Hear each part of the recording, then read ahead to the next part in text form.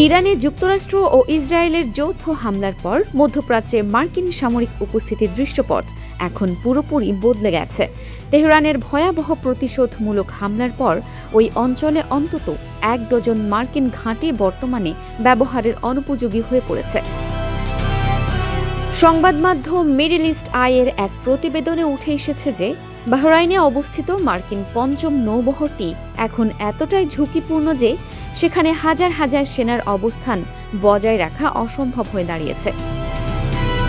বিশ্লেষকরা একে মার্কিন সামরিক ইতিহাসের এক বড় বিপর্যয় হিসেবে দেখছেন। কয়েক দশক ধরে মধ্যপ্রাচ্যের সাজানো মার্কিন নিরাপত্তা ব্যবস্থা এখন কার্যত খাদের কিনারে।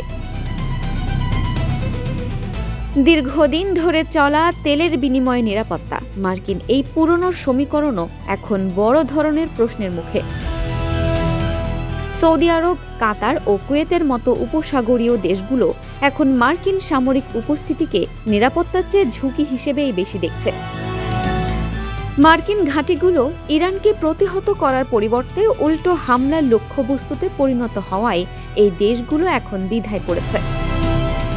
নিজস্ব আকাশসীমা ও জ্বালানি অবকাঠামো রক্ষায় মার্কিন ছত্রছায়ার ওপর নির্ভরশীলতা এখন তলানিতে। এই সংকটময় পরিস্থিতিতে আঞ্চলিক স্থিতিশীলতা বজায় রাখতে মধ্যপ্রাচ্যে এক নতুন জটিল ও ভূ রাজনৈতিক মেরুকরণ এখন কেবল সময়ের ব্যাপার বলে মনে করছেন বিশ্লেষকরা। Dinajpur TV, multimedia desk.